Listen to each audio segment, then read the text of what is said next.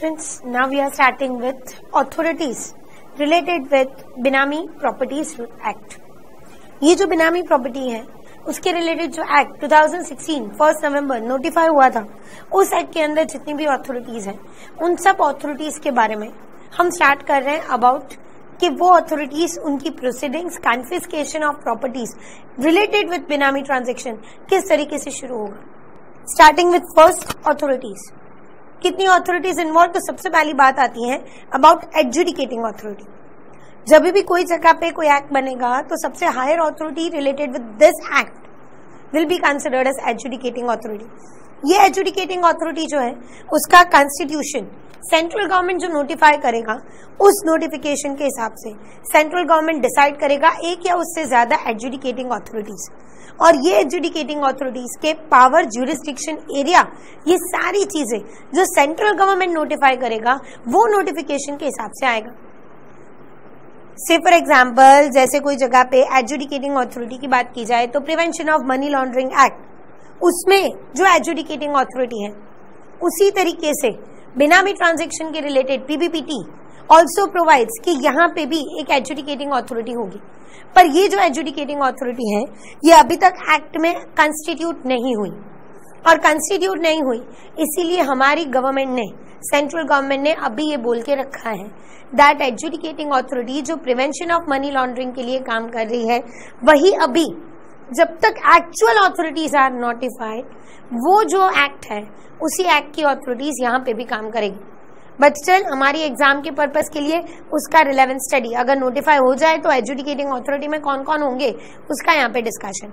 अभी तो पीएमएलए के अंदर जो एडजुडिकेटिंग अथॉरिटी है वही अथॉरिटी ये पीबीपीटी का भी केस हैंडल करेगी, पर जब तक कंस्टिट्यूट नहीं होती सिर्फ तब तक, और कंस्टिट्यूट होगी तो एडजुडिकेटिंग अथॉरिटी में कौन होंगे उसके लिए यहाँ पे constitution. Composition of this authority, central government से कि इस अथॉरिटी का कंपोजिशन डिसाइड कैसे होगा, तो बोला जाता है 3 लोग, एक चेयरपर्सन और बाकी के 2 कोई भी और मेंबर्स विल कंपोजिट और will consider this authority. Adjudicating authority shell consist of a chairperson and at least 2 members. ये एडजुडिकेटिंग अथॉरिटी का ज्यूरिसडिक्शन भी सेंट्रल गवर्नमेंट फिक्स करेगा, और उसमें कितने मेंबर्स, तो एक चेयरपर्सन होगा, बाकी के 2 मेंबर्स मिनिमम, हाँ उससे ज्यादा लोग हो सकते हैं बिकॉज सेंट्रल गवर्नमेंट जैसे ही प्रिस्क्राइब करे वो। अभी के लिए तो chairperson and 2 other members. And qualifications, ये चेयरपर्सन या बाकी के दोनों मेंबर्स जो भी हैं उनके लिए क्वालिफिकेशन क्या, तो उनके लिए क्वालिफिकेशन में सबसे पहले बात बताते हैं a person shall not be qualified to be a member और even chairperson of adjudicating authority unless he is first। भाई 2 जगह से लोग आ सकते हैं, एक ILS that is Indian Legal System and second is IRS that is Indian Revenue System। Indian revenue system का कोई गवर्नमेंट ऑफिसर या इंडियन लीगल सिस्टम का कोई गवर्नमेंट ऑफिसर यहाँ पे चेयरपर्सन या एडजुडिकेटिंग अथॉरिटी का मेंबर बन सकता है। चेयरपर्सन एडजुडिकेटिंग अथॉरिटी का जो मेंबर बन सकता है उसकी क्वालिफिकेशन का पहला क्राइटेरिया, अगर वो इंडियन रेवेन्यू सर्विसेज का पर्सन है, तो यहाँ पे देखो क्लियरली बताया है कि इंडियन रेवेन्यू सर्विस का मेंबर है तो compulsorily required that he should be having position of CIT that is commissioner of income tax और उसके इक्विवेलेंट पोजीशन। मतलब उस पर्सन के पास मिनिमम CIT की पोस्ट होनी चाहिए, minimum CIT equivalent position. IRS that is Indian revenue services, हमारे taxation और उसके डिपार्टमेंट के रिलेटेड जो पर्सन है वो मिनिमम CIT या उसके इक्विवेलेंट पोस्ट IRS के मेंबर को चाहिए। What about ILS that is Indian Legal System, तो यहाँ पे भी बता के रखा है that has been a member of Indian Legal Service and has held the position of Joint Secretary और equivalent post in that position। अगर उसके पास ज्वाइंट सेक्रेटरी या उसके इक्विवेलेंट पोस्ट है then that person can be appointed. अब हमने criteria तो दे दिया, 3 लोग हैं आ कहां से सकते हैं, तो IRS या ILS। IRS है तो CIT या उससे ज्यादा पोस्ट, ILS है तो यहाँ पे ज्वाइंट सेक्रेटरी या उसके इक्विवेलेंट पोस्ट। तीनों के तीनों इन दोनों में से कोई एक जगह से आए होंगे एंड उसी के related chairperson and other members of adjudicating authority may be appointed by central government in such manner as may be prescribed. अभी तक नहीं प्रिस्क्राइब्ड है, अभी तक नहीं है अथॉरिटीज नोटिफाइड है, पर सेंट्रल गवर्नमेंट जैसे ही प्रिस्क्राइब करे उस हिसाब से उनका अपॉइंटमेंट होना चाहिए। एंड सेंट्रल गवर्नमेंट, इन 3 लोग जो अपॉइंट हुए, स्टार्टिंग में अपॉइंट तो 3 लोग होंगे, और वो जो 3 लोग अपॉइंट होते हैं वो इंडियन लीगल सर्विस या इंडियन रेवेन्यू सर्विस के मेंबर्स होंगे। उनमें से चेयरपर्सन कौन बनेगा? तो central government most of time senior most member committee में जिसका एक्सपीरियंस वाइज सबसे ज्यादा है, दैट इज वो senior most member will become the chairperson of adjudicating authority. Adjudicating authority का चेयरपर्सन कौन बनेगा? तो senior most member. Now moving towards constitution of benches. So benches क्या? तो जैसे कोर्ट है, जैसे कोई जगह पे हमारी लीगल सिस्टम काम करती है, तो दैट इज वर्किंग जजेस की बेंचेस होती है। ऐसा बोला जाता है कि अगर एक ही जज है इन द पैनल तो it is known as a single bench. अगर 2 जजेस की कोई पैनल है, it is known as a division bench. एक जज सिंगल बेंच, 2 जजेस की panel that is division bench, and 3 जजेस या उससे ज्यादा की पैनल होगी तो it will be considered as full bench. ये हमारी नॉर्मल लीगल सिस्टम में कोर्ट का हिस्सा है। उसी तरीके से यहाँ पे भी एजुडिकेटिंग अथॉरिटी क्या कर रही है? तो जुडिशियल एस्पेक्ट संभाल रही है, और ये जो जुडिशियल एस्पेक्ट संभाल रही है, इसलिए ये भी जो काम करेगी वो कैसे करेगी? तो in the form of benches.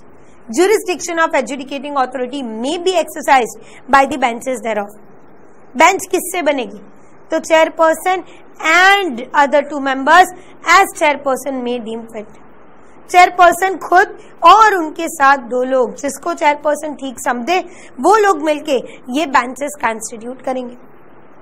और ये जो बेंचेस है, ये बेंचेस के रिलेटेड बोला जाता है कि कोई भी जजेस की पैनल, कोई भी बेंचेस जो यहाँ पे कंस्टिट्यूट हुई है, वो कोई भी बेंचेस बैठेगी कहाँ पे, मतलब अपनी ऑफिस कहाँ पे होगी, ये जो जजेस की पैनल है उनकी बेसिक ऑफिस कहाँ पे होगी, तो it is considered as they will necessarily starting में national territory of Delhi every adjudicating authority. आप किसी भी एक्ट में कोई भी एजुडिकेटिंग अथॉरिटी को देखो तो most of time it will happen कि किसी भी एक्ट के अंदर जो एजुडिकेटिंग अथॉरिटी है वो most of time national territory of Delhi में बैठते हैं। And at such other places as central government में प्रिस्क्राइब। सेंट्रल गवर्नमेंट चेयरपर्सन के साथ कंसल्टेशन में नोटिफिकेशन के थ्रू बताए कि ये अथॉरिटी, ये बेंचेस यहाँ पे होंगी तो वहां पे, otherwise it will B at the national territory of Delhi. The government shall by notification specify the areas in which each bench will have a jurisdiction. मतलब या तो हमने उनके केसेस के हिसाब से एरिया डिवाइड कर दिया कि भाई पर्टिकुलरली ये केसेस में, पर्टिकुलरली ये केसेस के अंदर ये बेंच जुडिशियल अथॉरिटी रखेगी, या हमने एरिया वाइज नोटिफाई करके रख दिया कि पर्टिकुलरली ये एरियाज में ये बेंचेस का पावर रहेगा। दोनों में से कोई भी सिचुएशन में सेंट्रल गवर्नमेंट नोटिफाई करे उस हिसाब से बेंचेस के पास एजुडिकेशन पावर होना चाहिए। Then we are starting with power of adjudicating authority to regulate its own procedure. So ये जो adjudicating authority है ना, उसको एक तरीके से सिविल कोर्ट और उसमें भी सेशन कोर्ट जैसा माना जाता है। हमारे सिविल प्रोसीजर कोड जो सीए के सिलेबस में कहीं नहीं है, बट हमारे यहाँ पे 2 तरीके से प्रोसीडिंग चलती है। कोई भी क्रिमिनल एक्टिविटीज हो या कोई भी कानूनी तौर पे कोई ब्रीच हो, तो 2 तरीके से केसेस फाइल होते हैं, एक सिविल एंड एक क्रिमिनल। और कोर्ट में ये केसेस कैसे हैंडल होंगे, उनके रिलेटेड गवर्नमेंट के कुछ रूल्स एंड रेगुलेशन जिसको civil procedure code and criminal procedure code में डिफाइन किया गया। CPC civil procedure code, civil crimes और उसके related matters, criminal procedure code, criminal related जो प्रॉब्लम है, ऑफेंसेस है, उनके रिलेटेड डीलिंग होगा क्रिमिनल प्रोसीजर कोड में। और उसमें कोर्ट के पास कौन से पावर्स है, कौन से लेवल की कोर्ट के पास कौन से पावर है।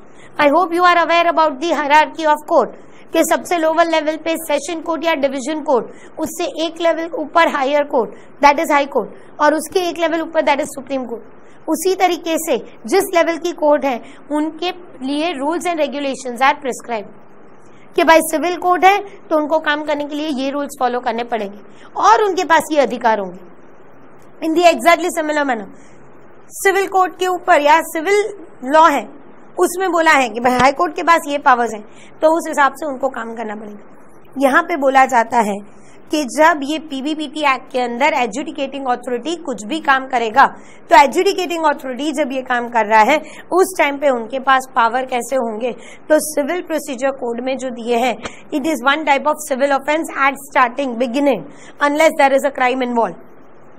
तो यहाँ पे गवर्न करने वाला कौन सा कोड होगा, सिविल प्रोसीजर कोड।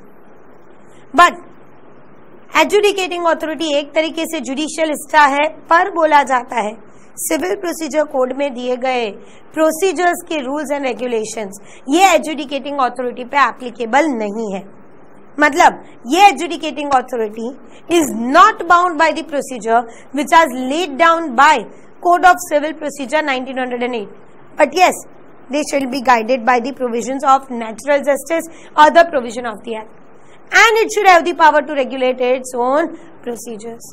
उनके पास खुद की प्रोसीजर्स को रेगुलेट करने का पावर है और वो सिविल प्रोसीजर कोड के दिए गए कोई भी रूल्स एंड रेगुलेशन से बाउंड नहीं है, बट हाँ नेचुरल जस्टिस के प्रिंसिपल्स को फॉलो करना पड़ेगा। जैसे कि सिविल प्रोसीजर कोड एक जगह पे बोलता है कि भाई किसी भी पर्सन को अरेस्ट करने से पहले या तो वारंट होना चाहिए, या उसको अरेस्ट करो तो 24 आवर्स में मैजिस्ट्रेट के पास प्रेजेंट करना पड़े, या मैजिस्ट्रेट की अप्रूवल से अरेस्ट किया जा सकता है। ये सारे रूल्स एंड रेगुलेशन इनको अप्लाई ना करें, पर नेचुरल जस्टिस के प्रोविजंस अप्लाई करेंगे। Then term of office of any member और चेयरपर्सन ऑफ द अथॉरिटी, जो भी पर्सन अपॉइंट हुआ है अंडर दिस अथॉरिटीज, चाहे वो चेयरपर्सन हो चाहे वो एजुडिकेटिंग अथॉरिटी का कोई दूसरा मेंबर हो, उनकी टर्म ऑफ ऑफिस क्या, तो ऐसा बोला जाता है कि चेयरपर्सन एंड बाकी के members of adjudicating authority hold कर सकते हैं अपनी office for the time period of 5 years maximum, because लिखा है a term which will not be exceeding 5 years from the date on which they enter upon their office. वो जिस दिन को अपनी ऑफिस में अपॉइंट हुए उस दिन से लेके मैक्सिमम उनका अपॉइंटमेंट 5 साल, या फिर 62 years of age, whichever is earlier, मतलब जिस दिन को अपॉइंट हुए उसके दूसरे ही साल 62 years के हो गए तो maximum term of appointment is 1 year।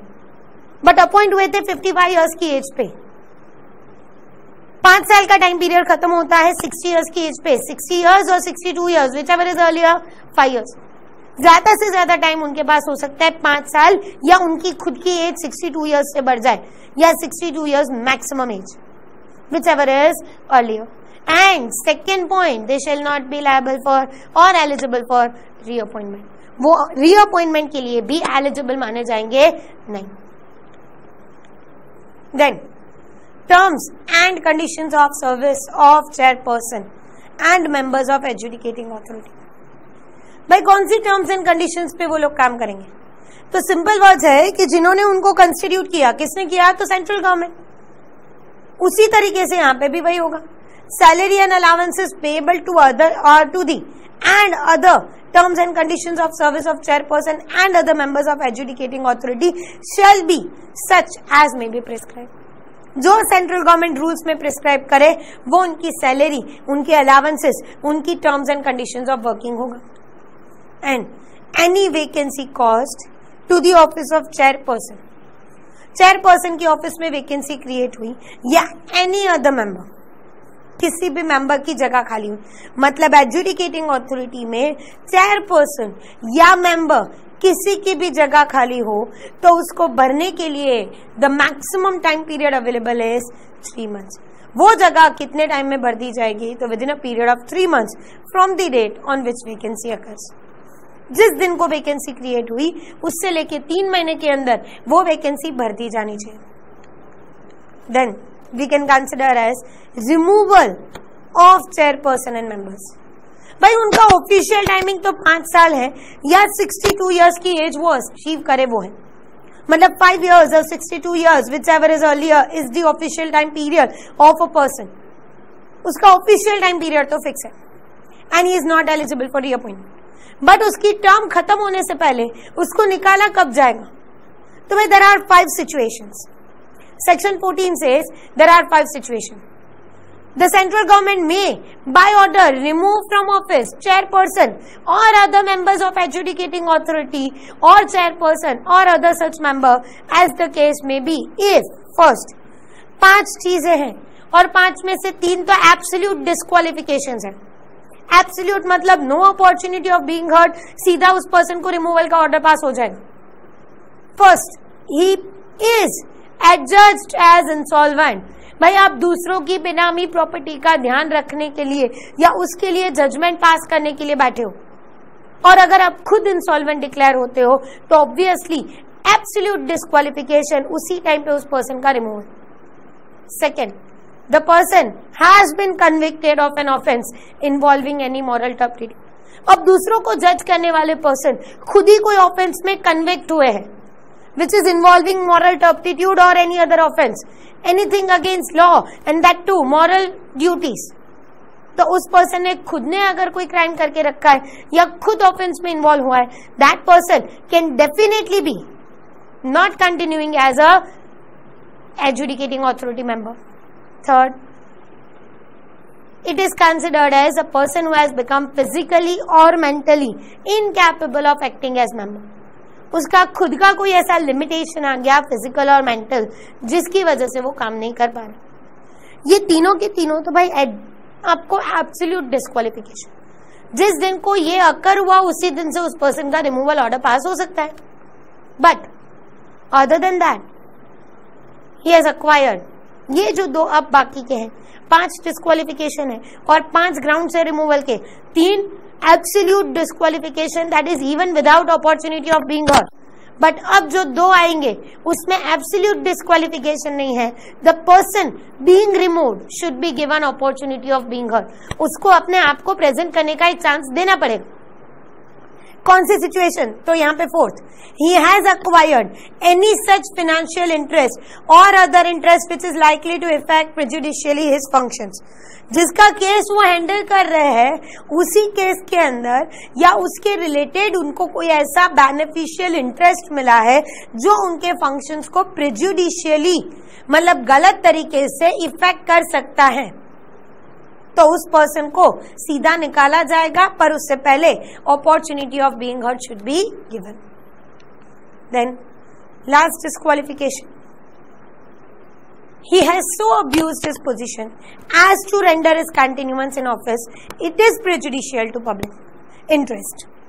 उसने अपने काम की जो पोजीशन है, उसको जिस पोजीशन पे अपॉइंट किया है, उसको इस तरीके से अब्यूज किया है which is prejudicial to the public interest.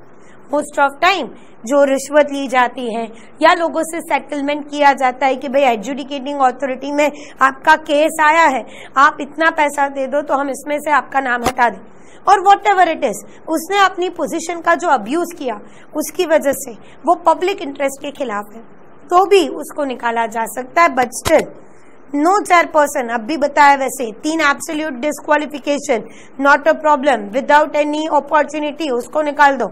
But last 2 जो है जहां पे उसने कोई फाइनेंशियल इंटरेस्ट एक्वायर किया या दूसरा जहां पे उस पर्सन ने अपनी पोजीशन का अब्यूज किया ऐसा लग रहा है, तो in either of the way at that point of time no chairperson or member shall be removed from office under clause D or E of the aforesaid unless he has been given an reasonable opportunity of being heard. उसको opportunity of being heard ना मिले तब तक उसको निकाला नहीं जा सकता. Now member to act as chairperson in certain circumstances. Most of time 3 लोग हैं, एक चेयरपर्सन है, 2 बाकी के मेंबर्स हैं, तीनों के तीनों IRS या ILS के मेंबर्स हैं, इंडियन रेवेन्यू सिस्टम या इंडियन लीगल सिस्टम, CIT या उसके इक्विवेलेंट पोजीशन, और even it is considered as IRS है तो कौन सी पोजीशन? IRS में CIT और उसके इक्विवेलेंट, ILS है तो ज्वाइंट सेक्रेटरी है उसके इक्विवेलेंट पोजीशन. ये तीनों के तीनों मेंबर्स में से चेयरपर्सन मतलब सीनियर मोस्ट पर्सन, मतलब जिसके पास एक्सपीरियंस इनमें से सबसे ज्यादा है. कई बार वो चेयरपर्सन की किसी रीजन से, वैकेंसी तो नहीं बोलूंगी बट कुछ रीजन से उसका टर्म ऑफ ऑफिस खत्म हुआ by death, resignation or otherwise, then senior most other member will act as a chairperson in certain situations. मतलब in the event of occurrence of any vacancy in the office of chairperson by reason of his death, resignation or otherwise, अगर chairperson की जगह खाली हुई, भरने का time तो हमारे पास है 3 महीने, अगर 3 महीने में उसकी अपॉइंटमेंट हो जानी चाहिए, पर with in that 3 months the remaining members, उसमें से जो सीनियर मोस्ट है वो ये चेयरपर्सन का काम करेगा।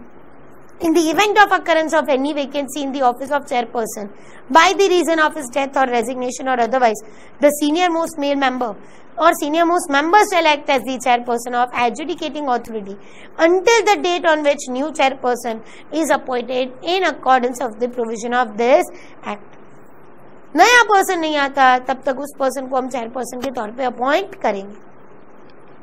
Then it will be considered कि when chairperson is unable, भाई वैकेंसी क्रिएट नहीं हुई बट बीमार है, बाहरगांव है या कोई रीजन से he is not able to discharge his duties due to absence, illness or any other cause, then also senior most member of the authority shall discharge the function of chairperson until the date on which chairperson resumes his duty. वो जब तक वापस ना आए तब तक senior most person उसकी duties निभा सकता है। Now vacancies etc. not to invalidate the proceedings.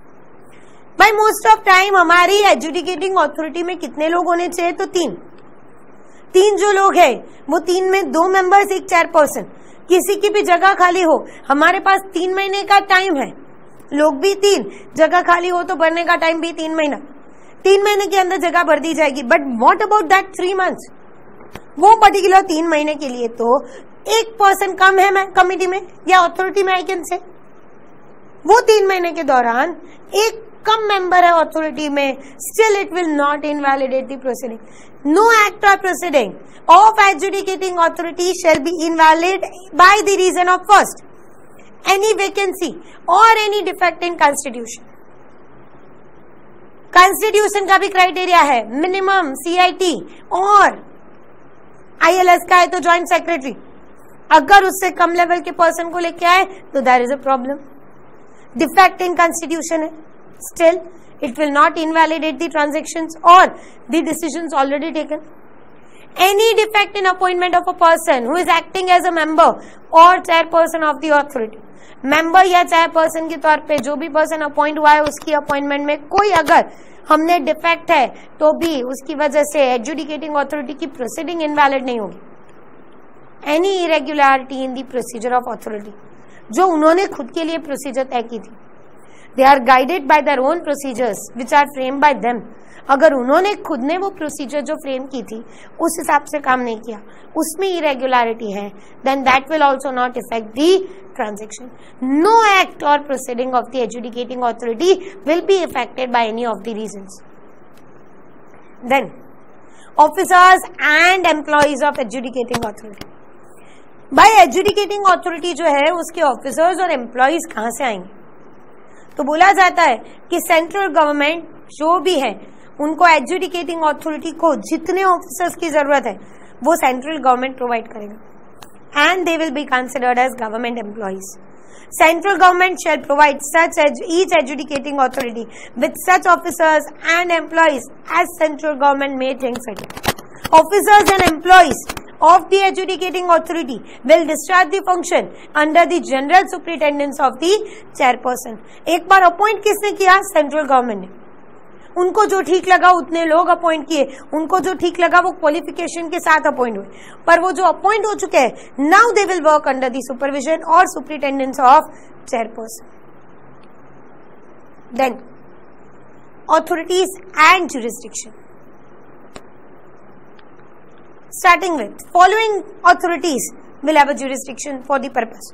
कौन सी ऑथोरिटीज इस एक्ट के अंदर ज्यूरिसडिक्शन रखती है, मतलब कौन सी ऑथोरिटीज के पास इस एक्ट के अंदर पावर्स है कि वो इस एक्ट में प्रोसीडिंग्स में हिस्सा ले पाए या इस एक्ट की प्रोसीडिंग का हिस्सा बन पाए। सबसे पहले इनिशिएटिंग ऑफिसर। भाई जो नॉर्मली एक इनिशिएटिंग ऑफिसर होता है, आगे जाके मैं बताऊंगी कि उनका काम भी क्या होगा and will discuss about the proceedings in detail.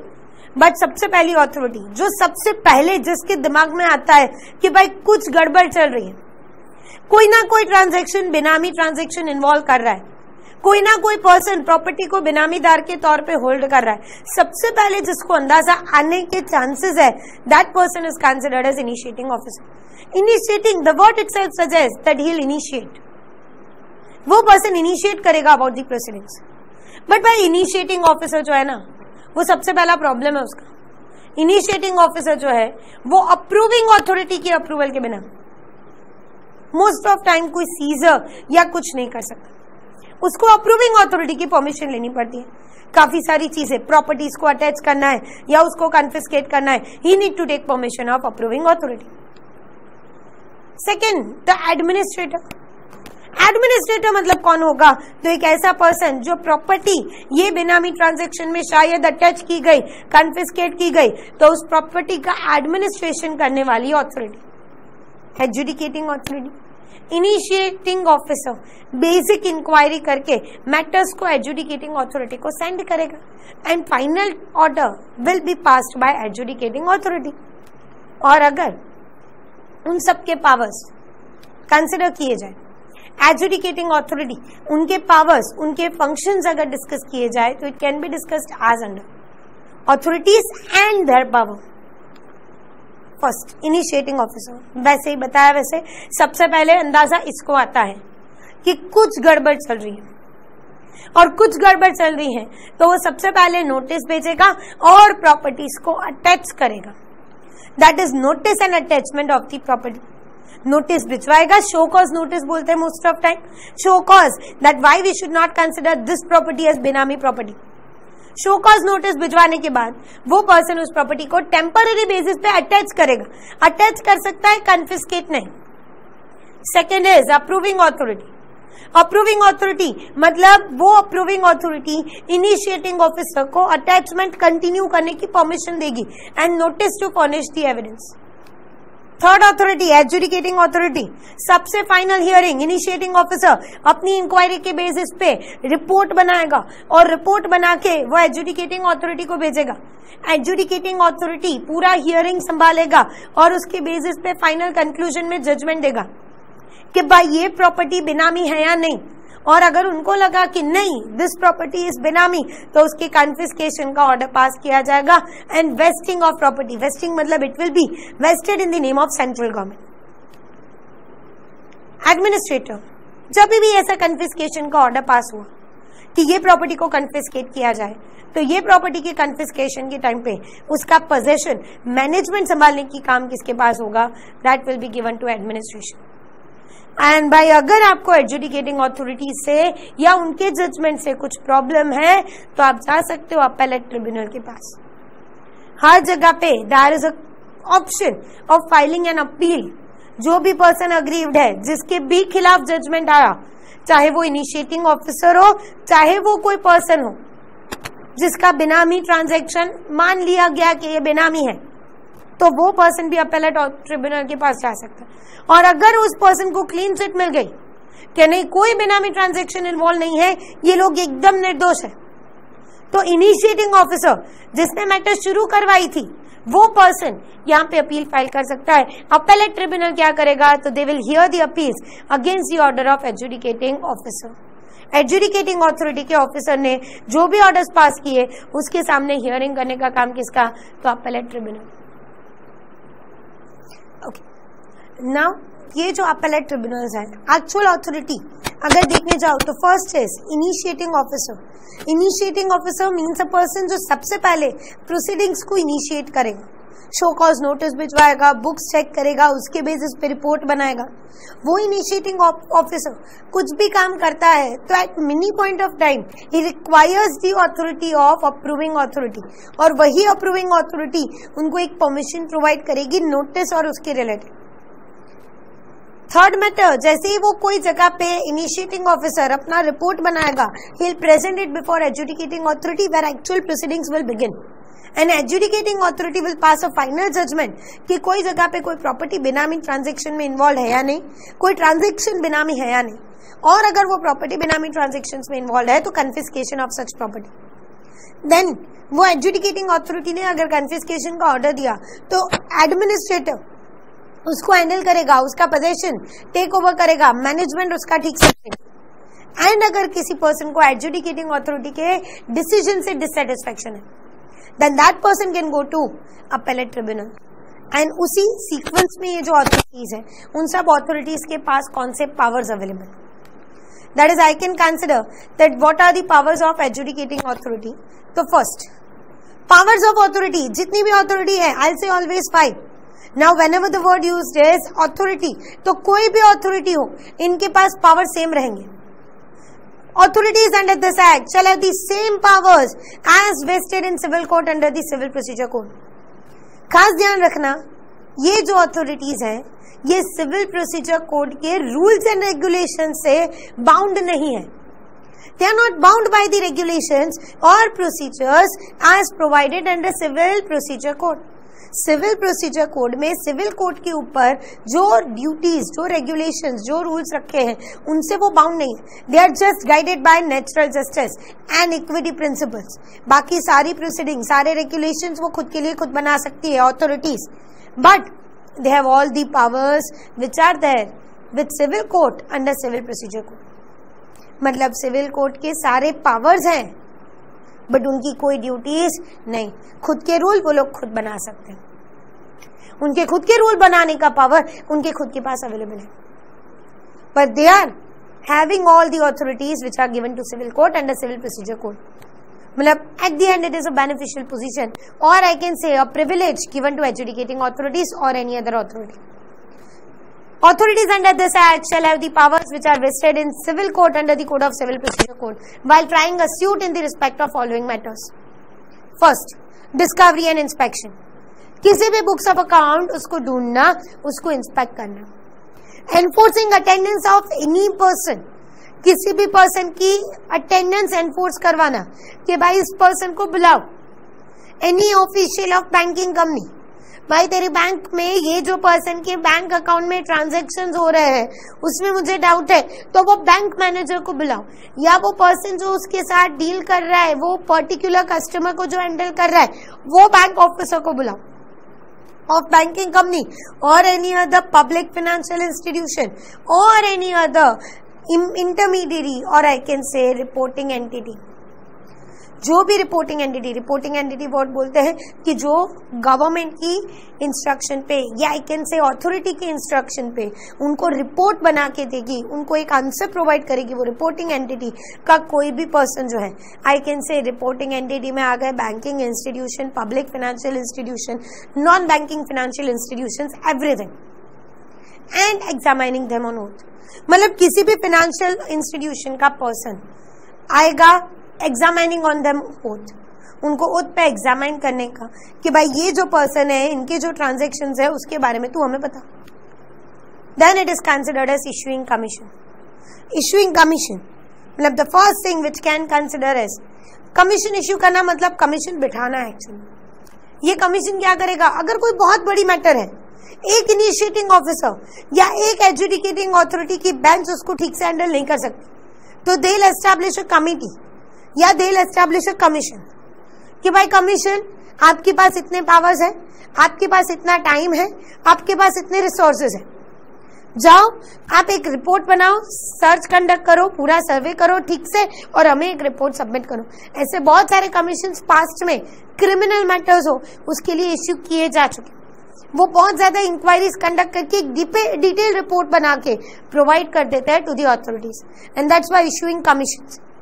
Receiving affidavits, receiving evidence on affidavits, जो एफिडेविट हुए दस्तावेज. यहाँ पे बेनामी ट्रांजैक्शन का सबसे इंपॉर्टेंट हिस्सा है बेनामी प्रॉपर्टी. तो वो जो बेनामी प्रॉपर्टी है उस प्रॉपर्टी का दस्तावेज हमने कहीं ना कहीं किसी ना किसी पर्सन के पास तो रजिस्टर करवाया होगा, कोई ना कोई नोटरी या कोई ना कोई पर्सन के पास वो एफिडेविट रजिस्टर हुआ होगा.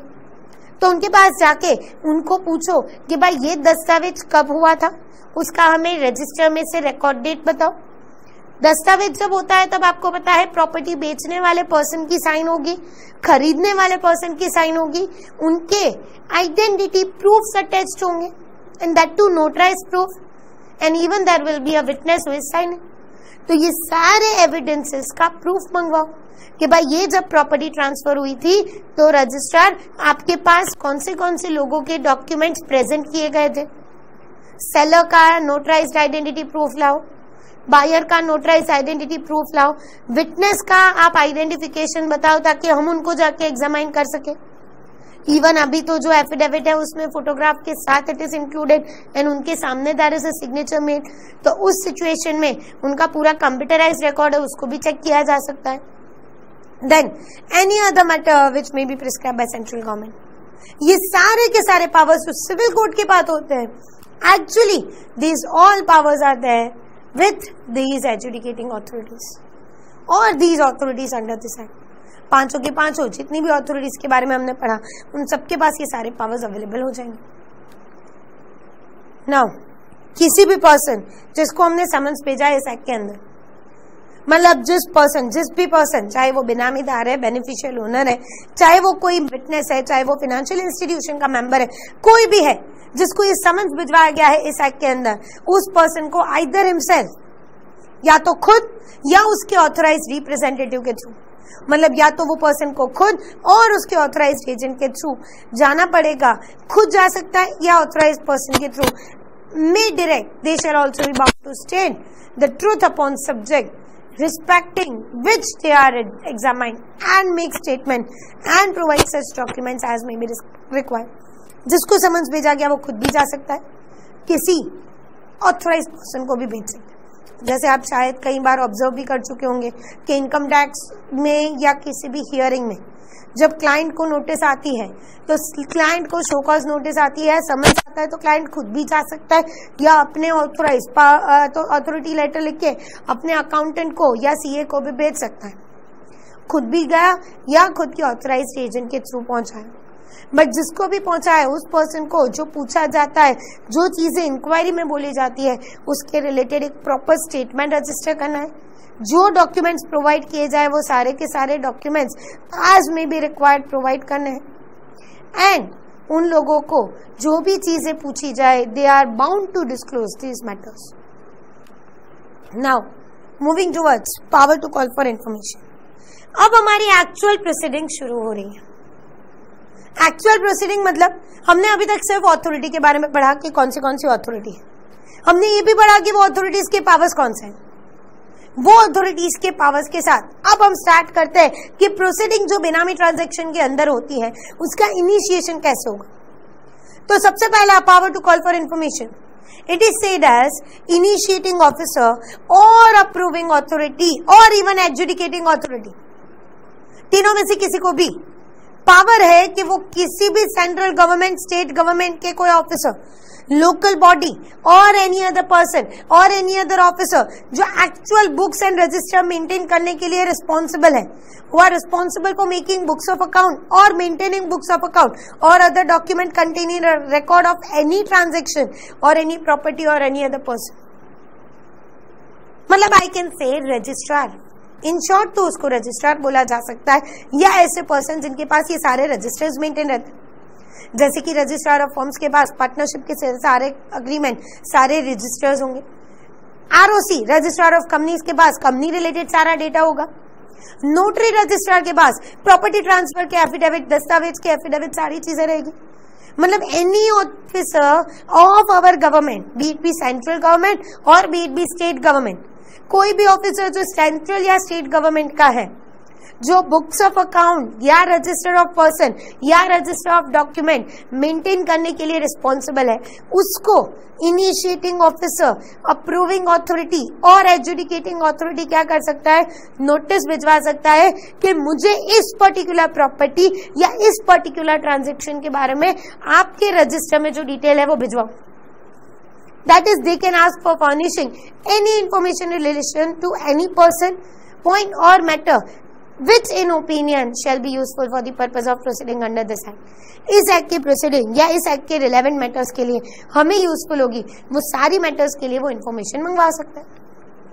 Then power to impound documents. अब इसमें खास याद रखना, पीछे डिटेल में डिस्कस होगा, बट अभी आपको एक शॉर्टकट याद करवा दूं. कोई भी पावर टू इम्पाउंड डॉक्यूमेंट्स मतलब जो डॉक्यूमेंट्स हम मंगवा रहे हैं, जो हमें सिर्फ हमारी इंक्वायरी के लिए, हमारे खुद के सेटिस्फेक्शन के लिए चाहिए कि भाई ये जो डॉक्यूमेंट्स है, ये डॉक्यूमेंट्स में हमें कुछ गड़बड़ लग रही है.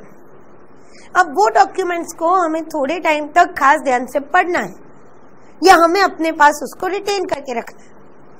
तो एडजुडिकेटिंग अथॉरिटी के लिए बोला जा सकता है कि एडजुडिकेटिंग अथॉरिटी उसको 3 महीने तक अपने पास रख सकते हैं, 3 months. 3 मंथ से ज्यादा एक्सटेंड कर रहा है तो एडजुडिकेटिंग अथॉरिटी को 3 महीने से ज्यादा अगर एक्सटेंड करना हो तो एडजुडिकेटिंग अथॉरिटी को रीजंस इन राइटिंग रिकॉर्ड करने पड़ेंगे। पर at any point of time वो 3 महीने के लिए खुद ब खुद किसी की परमिशन के बिना और 3 महीने से ज्यादा के लिए भी खुद किसी की परमिशन के बिना सिर्फ रीजंस इन राइटिंग से अपने पास इंपाउंड करके रख सकते हैं। कौन? Adjudicating authority. बट अगर यही डॉक्यूमेंट्स इनिशिएटिंग ऑफिसर, सबसे पहला पर्सन, सबसे लोअर लेवल पे प्रोसीडिंग शुरू करने वाला पर्सन, उसको अगर डॉक्यूमेंट्स इंपाउंड करने हैं तो उसको डॉक्यूमेंट्स इंपाउंड करने से पहले अप्रूविंग अथॉरिटी की परमिशन लेनी। पहली बार इंपाउंडिंग कर रहा है ना 3 महीने के लिए, तभी भी वो अप्रूविंग अथॉरिटी की परमिशन से करेगा। और इवन अगर वो 3 महीने से ज्यादा के लिए अपने पास रखना चाहता है तो भी उसको क्या करना पड़ेगा? 3 महीने से ज्यादा एक्सटेंड करने के लिए अप्रूविंग अथॉरिटी को पूछना पड़ेगा। अप्रूविंग अथॉरिटी की पोजीशन क्या? तो एडजुडिकेटिंग अथॉरिटी जैसी 3 महीने के लिए वो सीधा ऑर्डर पास कर सकती, पर 3 महीने से ज्यादा का एक्सटेंशन अगर परमिट करना है तो उनको क्या करना पड़ेगा? Reasons in writing record. मतलब 2 चीजें याद रखने की। First, initiating officer with approval of approving authority can retain for 3 months. Initiating officer can extend the impounding for more than 3 months with the approval of approving authority, and approving authority can give approval by having reasons in writing. Second, adjudicating authority 3 महीने तक खुद की मर्जी से, 3 महीने से ज्यादा अगर एक्सटेंड करना है तो reasons in writing, वो भी खुद की मर्जी से, किसी की अप्रूवल के बिना। देखते हैं यहाँ पे वही लिखा है, where any books of account or any other document or proceed before authority in any proceeding under this, an authority in this behalf has a reason to believe that any of these books are required to be impounded, मतलब उसको हमारे पास retain करके रखना है for any inquiry under this act, it may impound and retain the record for a period of not exceeding 3 months from the date of order of attachment, but by whom? Adjudicating authority. Adjudicating authority without anyone's approval कितने time तक extend करके रख सकते हैं? 3 महीने। किस दिन से? तो जिस दिन को हमने अटैचमेंट का ऑर्डर पास किया उस दिन से। But in the exactly opposite manner, provided for the retention of books of account or other documents may be extended for a period more than 3 months, मतलब 3 महीने से ज्यादा भी एडजुडिकेटिंग अथॉरिटी अपने पास रख सकता है by having reasons in record in writing for extending the same. 3 महीने से ज्यादा अगर एडजुडिकेटिंग अथॉरिटी को एक्सटेंड करना है उनको किसकी अप्रूवल लेनी पड़ेगी? अप्रूवल नहीं, बट राइटिंग में रीजंस रिकॉर्ड करने पड़ेंगे। Power of authority to conduct inquiry etcetera. अब यहाँ पे पावर ऑफ अथॉरिटी, दोनों चीजें जो मैंने अभी बताई थी इनिशिएटिंग ऑफिसर की, वो यहाँ पे कनेक्टेड आ जाएगी। पावर ऑफ अथॉरिटी वो इंक्वायरी कंडक्ट करते हैं, इंपाउंड करने का पावर भी यहाँ पे डिस्कस होगा अगर इंक्वायरी की बात है। Initiating officer after obtaining prior approval of approving authority shall have power to conduct or cause to be conducted any inquiry investigated in respect of any inquiry or investigation in respect of any person, place, property, asset, document, books of account in respect of any other matter. मतलब inquiry conduct करने का power किसके पास? Initiating officer के पास, but किसकी? Prior approval से। तो अप्रूविंग अथॉरिटी वो कंडक्ट करवा सकता है और cause to be conducted inquiry or investigation of any person, property, asset, document, books of account, any other documents. And books of account retain करने की बात आई तो वेयर अथॉरिटी, अब भी बात की वही, where authority impounding and retaining books of account or other documents is initiating officer, he shall obtain prior approval of approving authority within period of 15 days from the date of impounding and seek further approval for extending the period beyond initial retention before expiry of initial retention if required. मतलब अगर उसको books of account retain करने हैं, impound करने हैं, तो 3 महीने के लिए इंपाउंड कर सकता है, initial impounding for 3 months, but with the approval of approving authority, and 3 months से एक्सटेंड करना है तो भी with the approval of initial approving authority. यहाँ पे इंपाउंडिंग के रिलेटेड दोनों के क्राइटेरियाज अलग, एडजुडिकेटिंग अथॉरिटी है तो उनके और इनके criterias of initial officer, initiating officer is different. Then we can say attachment, adjudication and confiscation.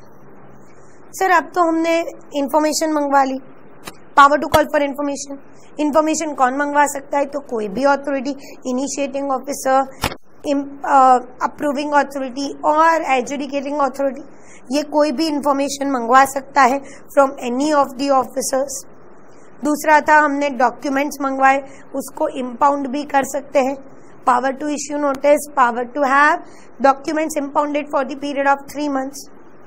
किसके पास 3 महीने के लिए खुद ब खुद पावर है और अप्रूवल के साथ पावर है वो देखा, पर उसके अलावा now we have kept the documents. अब उसके बेसिस पे रिपोर्ट तो बनाना पड़ेगा, and that is why now the matter comes for attachment, adjudication and confiscation. अब हमने एक्चुअल प्रोसीडिंग शुरू की। Notice attachment of the property involved in benami transaction. Initiating officer को on the basis of material in his position, उसने inspection करवाया, inquiry करवाई, उसने documents मंगवाए, उसको इम्पाउंड किए, उसको चेक किया और उसके बेसिस पे on the basis of material in his position, जितना भी मटेरियल उसके पास पोजीशन में है, on the basis of that material in his position he has a reason to believe that any property or any person is benamidar, मतलब कोई person particularly benamidar है, and property is a matter of benami transaction, he may after recording reasons in writing issue a notice to person, and he should issue the notice called show cause notice। जो notice वो भिजवाएगा उसको show cause notice बोला जाएगा। उसको notice भिजवानी है to show cause within such time as may be specified in the notice that why the property should not be treated as benami property. मतलब हम उसको नोटिस भिजवा के बोल देंगे कि भाई तू शो कॉज, रीजन बता कि हम तेरी प्रॉपर्टी को बिनामी प्रॉपर्टी क्यों ना माने। एंड अगर where notice specifies any property as being held binamidar, copy of such notice shall also be issued to beneficial owner। मतलब जब हमें कोई प्रॉपर्टी बिनामी प्रॉपर्टी लग रही है एंड वी आर अवेयर कि बिनामीदार कौन है, बेनिफिशियल ओनर कौन है, तो उस सिचुएशन में हमें दोनों के बारे में पता है, तो नोटिस जो है वो दोनों को जानी चाहिए। When notice specifies any property as a benami property, तो बिनामीदार के साथ साथ बेनिफिशियल ओनर अगर हमें उसके बारे में पता है तो उसको भी ये नोटिस जानी चाहिए। When notice specifies any property as being held by बिनामीदार, a copy of such notice shall also be issued to beneficial owner if his identity is known। When initiating officer is of the opinion, now खास matter, अगर initiating officer को कभी लग रहा है उसके opinion के हिसाब से कि जिस पर्सन के पास प्रॉपर्टी का पोजीशन है, हमने उसको नोटिस तो इश्यू कर दी है, आंसर देने से पहले जब तक हमारी इंक्वायरी या हमारा सर्च या हमारी मैटर्स खत्म नहीं होती तब तक तो वो पर्सन उस प्रॉपर्टी को एलियनेट कर देगा। एलियनेट मतलब उसको सेटल कर देगा, डिस्पोज कर देगा या किसी को बेच देगा या डिस्ट्रॉय कर देगा। मतलब हमें पता चले उससे पहले तो ये प्रॉपर्टी का शायद एलियनेशन हो जाएगा, तो वो क्या कर सकता है, तो वो previous approval of approving authority लेके उस प्रॉपर्टी को अटैच कर सकता है for a period of 90 days from the date of notice. जब नोटिस इश्यू करने के टाइम पे हमें लगा कि भाई शो कॉज नोटिस जैसे इश्यू करेंगे वो पर्सन इस प्रॉपर्टी को एलियनेट कर देने वाला है, तो उसी टाइम पे जब हम नोटिस भिजवा रहे हैं हम नोटिस के साथ ही उस प्रॉपर्टी का अटैचमेंट का ऑर्डर पास करेंगे। अटैचमेंट बोल रही हूँ, कन्फिस्केशन नहीं। Property will be attached and attachment होगा with the approval of approving authority. Initiating officer most of time documents को रिटेन करना है या प्रॉपर्टी को अटैच करना है, अप्रूविंग अथॉरिटी की परमिशन के बिना नहीं कर सकता।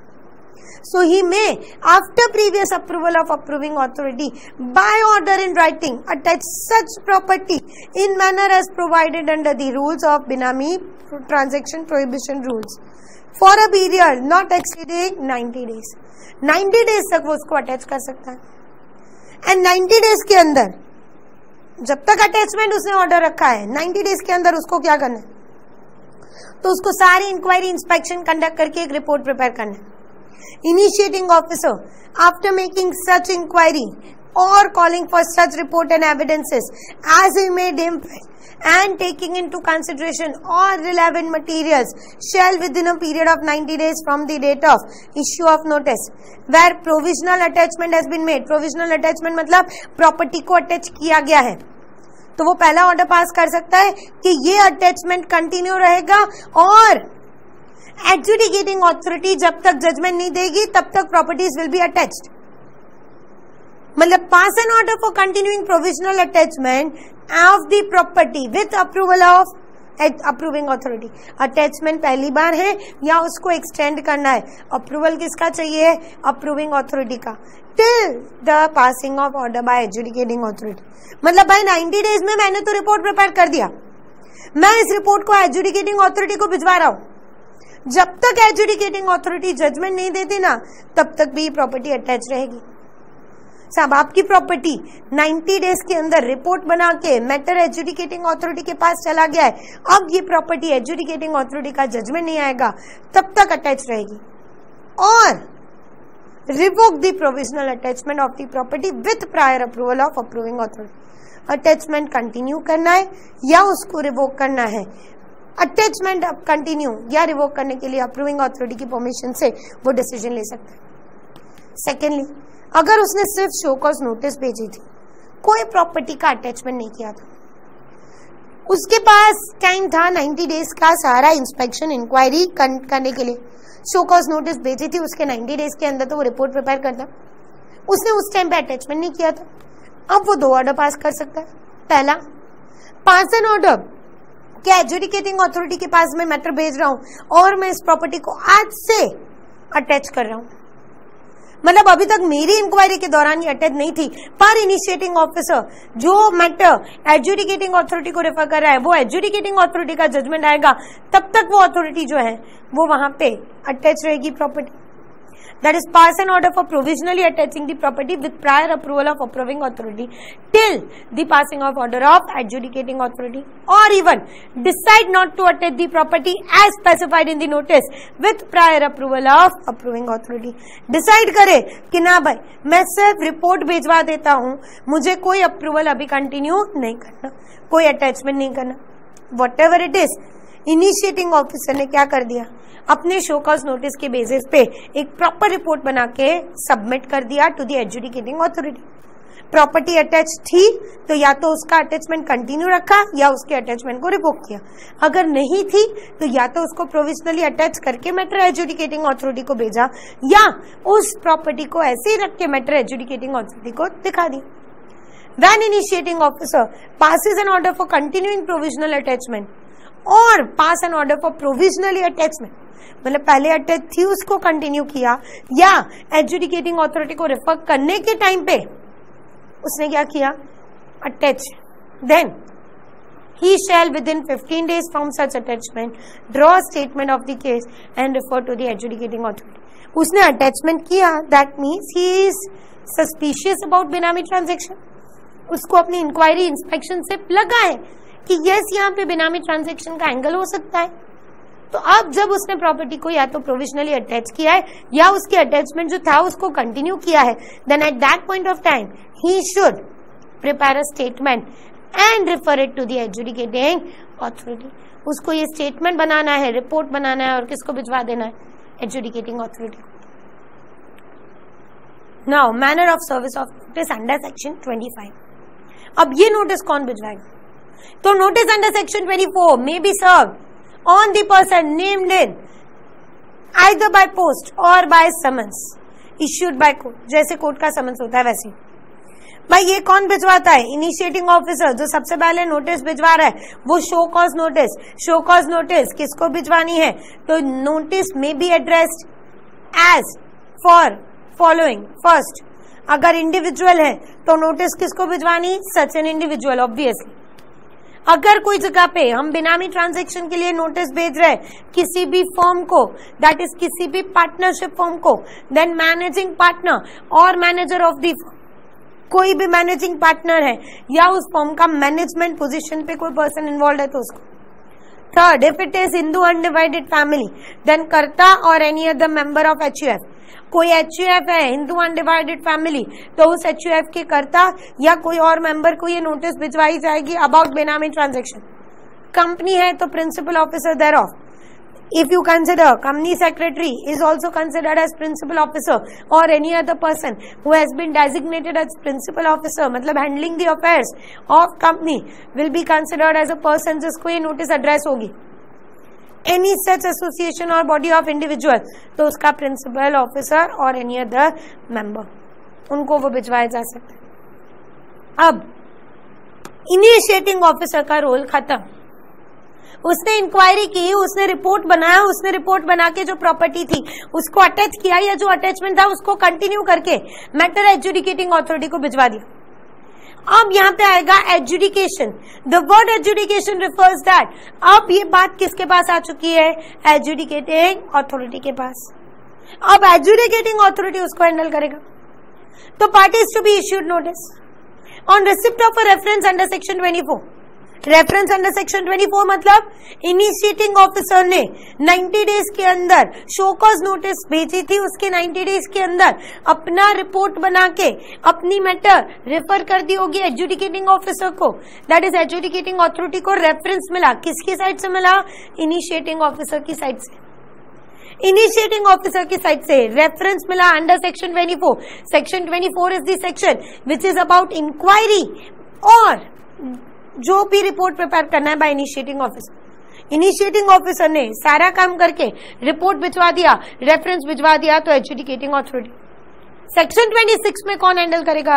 Adjudicating authority. सेक्शन 24 का रेफरेंस मिलने के बाद adjudicating authority shall issue notice to और फर्निश सच डॉक्यूमेंट्स और पर्टिकुलर्स और evidence as it is considered necessary on a date to be specified therein on the following person. First, किसको notice भिजवाएगा? First is benamidar. Then any person who is referred to as a beneficial owner, कि भाई property तो ये चांदनी के नाम से है पर उसका बेनिफिट ये मिस्टर एक्स नाम के पर्सन को जा रहा है. तो mister x is a beneficial owner और वो बेनिफिशियल ओनर को वो प्रॉपर्टी के रिलेटेड नोटिस भेज दी जाएगी. Third, any other interested party including banking. जो भी ट्रांजैक्शन बिनामी का हुआ वो अगर पैसों का है या ऐसा कुछ है तो वो बैंकिंग कंपनी को भी ये transaction. Any other person who has made claim in respect of such property. मेरे सामने बिनामी का एक्शन चल रहा था, उसी दौरान अचानक से एक इंसान आके बोलता है ये प्रॉपर्टी तो मेरी है, या ऐसा कोई भी पर्सन जो उस प्रॉपर्टी के रिलेटेड अपना कोई क्लेम शो कर रहा है. Time period for issue of such notice. Adjudicating authority के पास कितना टाइम पीरियड है? तो इनिशिएटिंग ऑफिसर ने 90 डेज शो कॉज नोटिस भिजवाई, उसके 90 डेज में रिपोर्ट बना के दे दिया. उसने जो रेफरेंस दिया सेक्शन 24 के अंदर, उस रेफरेंस के 30 दिन के अंदर एडजुडिकेटिंग अथॉरिटी ये नोटिस भिजवा देगी. Provided also that the notice shall provide a period of not less than 30 days to the other person. मतलब हमें रेफरेंस मिला, हमारे पास 30 दिन का टाइम था कि भाई हम सामने वाले को बोले कि भाई तू हमने अब आगे एडिशनल एविडेंसेस प्रोवाइड कर या अपना साइड प्रेजेंट कर. अब हमने 30 दिन में नोटिस भिजवाई, उसको नोटिस मिली, उसको जो इन्फॉर्मेशन हमने मंगवाई है उसको इकट्ठा करने के लिए उसको भी मिनिमम 30 दिन का टाइम देना पड़ेगा. Notice shall provide a time of 30 days to whom notice is serve to furnish the information.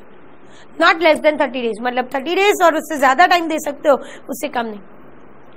Where property is held jointly by more than one person. अगर एक से ज्यादा लोगों के नाम पे प्रॉपर्टी है तो उस टाइम पे एडजुडिकेटिंग अथॉरिटी शैल मेक एंडेवर, मतलब दे शुड ट्राई कि वो सभी के सभी लोग जो हैं उन सबको नोटिस भिजवाई जाए. मतलब प्रॉपर्टी किसी एक से ज्यादा लोगों के नाम पे रजिस्टर्ड है तो there should be an effort कि हम सभी के नाम पे नोटिस भिजवाएं. And provided that where the notice is served on the persons, the service should be to all the persons. हम जब भी मोस्ट ऑफ टाइम ट्राई करेंगे कि हम सबको नोटिस भिजवाएं, बट उसका ये मतलब नहीं है कि अगर किसी एक को नोटिस भिजवानी रह गई तो उसकी वजह पे जो प्रॉपर्टी ऑलरेडी हमने नोटिस भेजी थी वो इनवैलिड मान ली जाएगी. मतलब provided that where the notice is served on anyone the service of notice shall not invalidate the proceeding. कि सभी को नोटिस सर्व नहीं हुई थी, हमने सिर्फ एक को भिजवा दी या हमारे पास जितने लोगों का नाम था उनको भिजवा दी, कोई ज्वाइंट होल्डर को हमने नोटिस नहीं भिजवाई तो that will not invalidate the proceedings. Further action by adjudicating authority after issue of notice. एक बार नोटिस इश्यू हो गया, हमने उन लोगों को 30 दिन का टाइम दिया कि भाई आपके पास 30 दिन का टाइम है, 30 दिन के अंदर हमें कोई इन्फॉर्मेशन प्रोवाइड करो. पहले तो इनिशिएटिंग ऑफिसर को तो डाउट था ही। इनिशिएटिंग ऑफिसर ने जो रिपोर्ट भिजवाया था, जो रेफरेंस भिजवाया था, उसके बेसिस पे हमने नोटिस भिजवा दी और हमने नोटिस भिजवाई है वो पर्सन को 30 दिन में हमें आंसर देना था। एडजुडिकेटिंग अथॉरिटी को 30 दिन में सारे आंसर्स मिले, लोगों को जो पूछा था उन्होंने आंसर्स दिया। उसके बेसिस पे considering the reply if any two the matter concern, जो उनको नोटिस इश्यू की थी उसके सामने लोगों के आंसर आए, वो आंसर को कंसिडर करते हुए making or causing to be made such information or calling for such report or evidences as it may deem fit, जो उनको ठीक लगे वो इंफॉर्मेशन या वो मैटर्स उन्होंने मंगवाई और उसके बेसिस पे adjudicating authority taking into account all the relevant matters provide an opportunity of being heard to the person। Her person को जिसका नाम बिनामी दार के तौर पे लिखा है, हर पर्सन जो पर्सन को बिनामीदार के तौर पे रेफर किया है, इनिशिएटिंग ऑफिसर उसको अपॉर्चुनिटी ऑफ बीइंग हर्ड दो, बिनामीदार को अपॉर्चुनिटी ऑफ बीइंग हर्ड दो, हर कोई अपना अपना साइड प्रेजेंट कर पाए। हर किसी को अपना अपना साइड प्रेजेंट करवाने के बाद जो भी है उस मैटर के रिलेटेड ऑर्डर पास करो। और ऑर्डर क्या पास कर सकता है? तो फर्स्टली जो इन्फॉर्मेशन उनको जरूरी लगी वो मंगवाई, जिस पर्सन की बेसिस पे उन्होंने इंक्वायरी की, हर पार्टी जो इन्वॉल्व है, बीट भी बेनामीदार, बेनिफिशियल ओनर, इनिशिएटिंग ऑफिसर, जितने भी लोग इन्वॉल्व हैं, उन सब की इंक्वायरी के बेसिस पे pass an order and hold the property not to be a benami. ये डिसाइड कर ले कि नहीं भाई ये सारे तो निर्दोष है, मासूम लोग, उन्होंने कुछ नहीं किया, there is no benami transaction, और किसी जगह पे कोई बिनामी ट्रांजैक्शन का एंगल इन्वॉल्व नहीं। Holding the property not to be benami and revoke the attachment. अगर किसी इनिशिएटिंग ऑफिसर ने अटैचमेंट का ऑर्डर पास किया भी सही, तो भी उसको बोल दिया जाएगा भाई तूने गलत इंसान की प्रॉपर्टी को अटैच किया है, रिवोक कर देते हैं हम अटैचमेंट, मतलब this attachment is now cancel. Holding the property to be benami, या तो हम ये करें कि नहीं भाई इनिशिएटिंग ऑफिसर की बात सही और ये प्रॉपर्टी बिनामी है, तो उस सिचुएशन में कंफर्मिंग द अटैचमेंट, अटैचमेंट को कंफर्म करना कि भाई नहीं transaction is a benami transaction, attachment confirm रहेगा इन एनी अदर केस, मतलब जहां पे हमने प्रॉपर्टी का अटैचमेंट रिवोक किया उसके अलावा के सारे केसेस में it will continue. And if the adjudicating authority is satisfied that some of the parts of property in respect of which reference has been made to him is benami but is not able to specifically identify the part, he shall record a best judgment। That means अगर कोई एक बहुत बड़ी building है या कोई एक जगह पे हमारी कोई प्रॉपर्टी है, हमें पता है वो पूरा का पूरा बेनामी नहीं है। हमने एक जगह पे लास्ट सेशन में एक एग्जाम्पल किया था जहां पे मैंने बोला था कि I am purchasing a property of certain called 10 lakh rupees, जिसमें से 7,50,000 व्हाइट में पे किए थे चेक के थ्रू, और उसमें 5 लाख का चेक मेरे खुद के अकाउंट्स का था और 2.5 लाख का चेक हितेश सर के नाम से था। अब प्रॉपर्टी 7.5 लाख में रजिस्टर्ड हुई, जिसमें से 5 लाख का कंसिडरेशन मैंने दिया, 2.5 लाख का हितेश सर ने दिया, पर हितेश सर का नाम को ओनर के तौर पे नहीं है। तो to the extent of 2,50,000 consideration is paid by Hitesh sir, I am holding the property on behalf of Hitesh sir, and that's why to the extent of 2,50,000 it is considered as a benami transaction। and वो transaction में हमारी property का कुछ proportion 7,50,000 की property में से 1/3 हिस्सा that is 2,50,000 बेनामी है। पता है कि some portion is बेनामी, बट वो हमारे घर है, 7.5 लाख रुपए का घर या कोई भी जमीन या कोई छोटा सा office, what ever it is considered, उसका 1/3 पोर्शन डिसाइड कैसे करो? यू नो दैट प्रॉपर्टी का जो है उसका थोड़ा सा हिस्सा बेनामी है, तो कौन सा हिस्सा कन्फिस्केट करने का, कौन से हिस्से को हम कन्फिस्केट करें, कौन से हिस्से को बेनामी गिन के उसके सामने एक्शन ले? 1/3 पोर्शन कौन सा लेना? इसलिए adjudicating authority when it is satisfied that some part of the property in respect of which reference has been made to him is benami but is not able to specifically identify such part, कि भाई 7.5 लाख में से कौन से वाले 2.5 lakh, kitchen 2.5 lakh का या room 2.5 lakh का या लिविंग रूम या कोई जगह पे स्टोर हाउस, तो उस सिचुएशन में वो खुद एक बेस्ट जजमेंट असेस करके कौन सा हिस्सा बेनामी में गिनना वो लिख सकता है। कौन सा हिस्सा बेनामी में कंसिडर करना, वो खुद अपना बेस्ट जजमेंट असेस करके उस हिसाब से डिसाइड कर सकता है when he knows that the part of property is benami but is not able to identify such part. Now where in course of proceeding before it, adjudicating authority has a reason to believe that any property other than the property referred to it by initiating officer. Initiating officer ने तो बेचारे ने एक ही property refer की, ये तो बहुत बड़ा गफला है. मतलब बाकी बहुत सारी और प्रॉपर्टीज भी बेनामी में इन्वॉल्व हो सकती है. ये लोगों का काम ही वही है.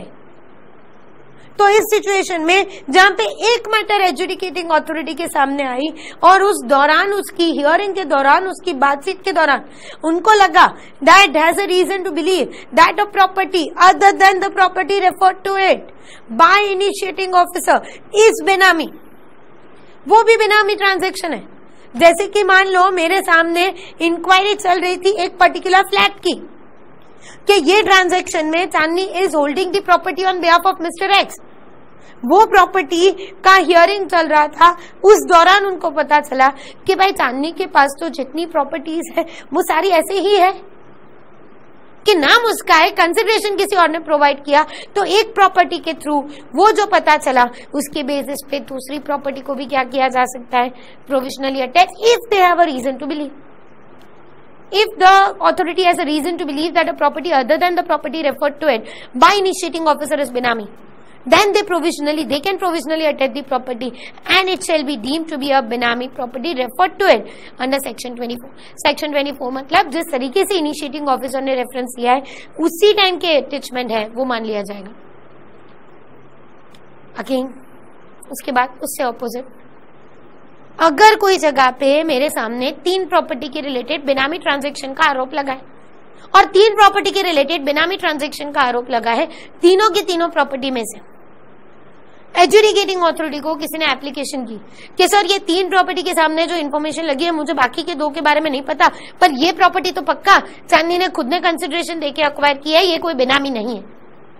अगर एडजुडिकेटिंग अथॉरिटी को एट एनी टाइम पता चला कि ये जो ट्रांजैक्शन है, ये ट्रांजैक्शन में कोई एक प्रॉपर्टी जो थी वो बेनामी नहीं है, तो उसके लिए अटैचमेंट का ऑर्डर रिवोक भी किया जा सकता है.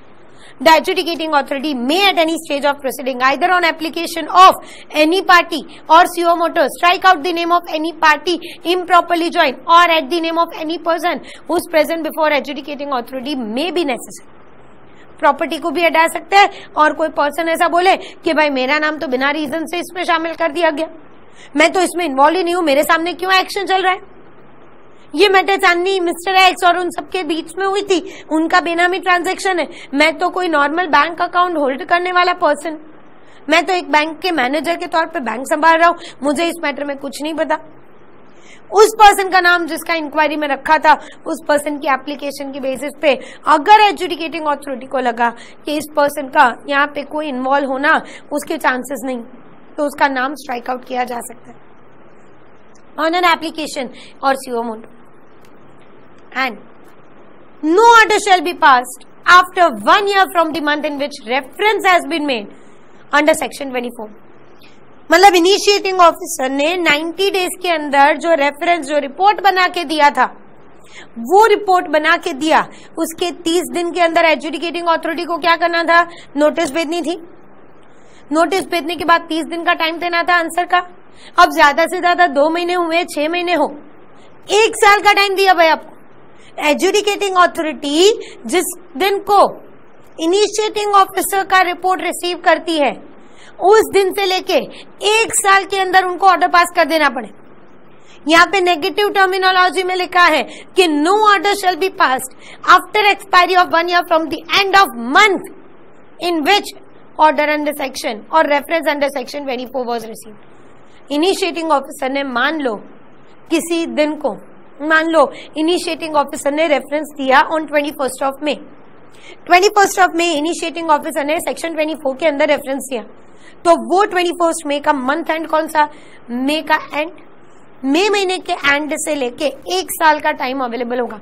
मतलब उस मंथ के एंड से लेके 1 साल के अंदर वो ऑर्डर पास हो जाना चाहिए. नेक्स्ट ईयर के मई एंड के दिन तक लास्ट डेट है, उसके बाद ऑर्डर पास नहीं कर सकता. मतलब जिस मंथ में उन्होंने रिसीव की नोटिस या रेफरेंस फ्रॉम इनिशिएटिंग ऑफिसर, उस महीने के लास्ट दिन से लेके एक साल, एंड ऑफ द मंथ और उसका एक साल। यहाँ पे द बिनामीदार और any other person who claims to be the owner of property may either appear in person और take the assistance from authorised representative. या तो कोई भी बिनामीदार खुद आ सकते हैं अपने आप को प्रेजेंट करने के लिए, या जैसे मैंने बताया था वो अपने कोई ऑथोराइज्ड रिप्रेजेंटेटिव को भी भेज सकते हैं अपनी चॉइस से। Now confiscation and vesting of property. अब एडजुडिकेटिंग अथॉरिटी ने भी 1 साल तक इंक्वायरी की, सारी चीजें कंटिन्यू की, अटैचमेंट कंटिन्यू भी रखा और उसके थ्रू अभी इन्वेस्टिगेशन चल रहा था। When an order in respect of passed in any of the property, अब सेक्शन 26 में एडजुडिकेशन भी हो गया और एडजुडिकेशन में भी प्रूव हो गया कि this transaction is a benami transaction and the property involve is benami property, तो एडजुडिकेटिंग अथॉरिटी उसका कन्फिस्केशन करेगा। ना अटैचमेंट नहीं, अब कन्फिस्केट करके लेके जाओ।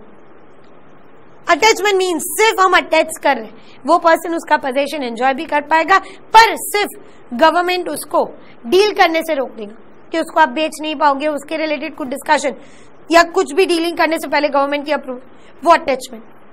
कन्फिस्केशन मतलब उस प्रॉपर्टी के ऊपर से आपके सारे अधिकार खत्म। Now the property will be vested in central government. Where an order in passed in respect of any property under section 26 holding such property to be benami, the adjudicating authority shall, after giving an opportunity of being heard to the person concerned, may make an order confiscating the property to be held as benami, and provided that where an appeal has been filed against order of adjudicating authority. भाई problem, adjudicating authority ने मेरे खिलाफ judgement दिया तो उसके खिलाफ मैं किसके पास जा सकती थी? अपेलेट ट्रिब्यूनल के पास। अगर एडजुडिकेटिंग अथॉरिटी ने मेरे खिलाफ जजमेंट पास किया और मैं सीधा अपेलेट ट्रिब्यूनल के पास आ गई, तो मेरी प्रॉपर्टी का कन्फिस्केशन का ऑर्डर जो है उसके ऊपर स्टे आ जाएगा। कब तक स्टे आएगा? जब तक अपेलेट ट्रिब्यूनल जजमेंट नहीं देता। मतलब कन्फिस्केशन के ऑर्डर पे स्टे डिक्लेयर हो जाएगा till appellate tribunal passes the judgment. वही यहाँ पे है, where an appeal has been preferred against the order of adjudicating authority, confiscation shall be made subject to order passed by appellate tribunal। मतलब जब तक appellate tribunal order पास नहीं करता तब तक confiscation नहीं होगा। Confiscation and vesting of property, where confiscation of the property is made, such shall be made under Rule 6 of the Benami Transaction Prohibition Rules 2016, or none of the aforesaid provisions shall apply to a property acquired by a person from Binamidar for adequate consideration and prior to the issue of notice under section 24 without having knowledge of Binami transaction। अब ये क्या? तो आज मैं as a बिनामीदार mister x की कोई property hold करके रख रही हूँ। दैट इज मिस्टर एक्स जिन्होंने मुझे पैसा दिया था, मैंने प्रॉपर्टी अपने नाम पे परचेज की थी, आई एम अ बिनामीदार। पर इनिशिएटिंग ऑफिसर को पता चले, वो मुझे सेक्शन 24 की नोटिस भेजे ना, उससे पहले ही मैंने मिस्टर वाई नाम के एक जेन्युइन बंदे को वो प्रॉपर्टी बेच दी। I have sold the property to mister Y. Mister Y is a very genuine person, उसने मुझे एडिक्वेट कंसिडरेशन दिया। The word used is adequate consideration. Normal contract act says consideration must be there, may और may not be adequate. यहाँ पे compulsorily the consideration should be adequate. मतलब proper पैसा जितना उस प्रॉपर्टी का बनता था वो उस मिस्टर वाई ने दिया, एंड मिस्टर वाई को ये नहीं पता कि बेनामी प्रॉपर्टी है, मैं उसको मिस्टर एक्स के नाम से हैंडल कर रही हूँ। मैंने उस प्रॉपर्टी को मिस्टर वाई को बेच दिया। अब मिस्टर वाई तो बेचारे एक गुड फेथ में परचेस कर रहा है, बोनाफाइड इंटेंशन के साथ, बाय पेइंग एडिक्वेट कंसिडरेशन। तो उसके बाद अगर उस सेक्शन 24 की नोटिस सर्व हुई, प्रूव भी हुआ, एडजुडिकेटिंग अथॉरिटी ने प्रूव भी कर दिया और बता भी दिया कि yes it is a benami property and it should be confiscated, तो भी मिस्टर वाई के पास से वो प्रॉपर्टी वापस मांगी जाएगी नहीं। That is what is written. None of aforesaid shall apply to the property held or acquired by the person from बिनामीदार। बिनामीदार मतलब एग्जाम्पल में मैंने बताया वो मैं, फॉर एडिक्वेट कंसिडरेशन मतलब प्रॉपर पैसा लेके हमने उसको बेचा है। Prior to issue of notice under section 124, खास ध्यान रखना, prior to issue of notice under section 124 24, initiating officer को जिस दिन नोटिस भेजी उस दिन से पहले अगर उसका सेल हो चुका है तो कन्फिस्केशन उस प्रॉपर्टी का नहीं होगा। पर अगर इनिशिएटिंग ऑफिसर ने नोटिस भेजी उसके बाद मैंने उस प्रॉपर्टी को मिस्टर वाई को बेचा तो मिस्टर वाई भी सेफ नहीं, वो प्रॉपर्टी उनके पास से भी कन्फिस्केट हो जाएगी without his having knowledge of the benami transaction. Otherwise सारी प्रॉपर्टी कन्फिस्केशन में जाएगी। Where an order for confiscation has been made, all the rights and title of such property shall vest absolutely in the central government, and that too free of any of the encumbrances. Encumbrances मतलब मैंने कोई property गिरवी रखी थी, mister x के behalf पे mister x के पैसे थे, मैंने प्रॉपर्टी अपने नाम से परचेज की थी and I am holding it for the benefit of mister x. Still मैंने उस प्रॉपर्टी को कहीं पे गिरवी रखा है, उनका सिर्फ एक स्पेशल प्रॉपर्टी है, स्पेशल अधिकार है, इट इज एनक्यूम्बर्ड प्रॉपर्टी।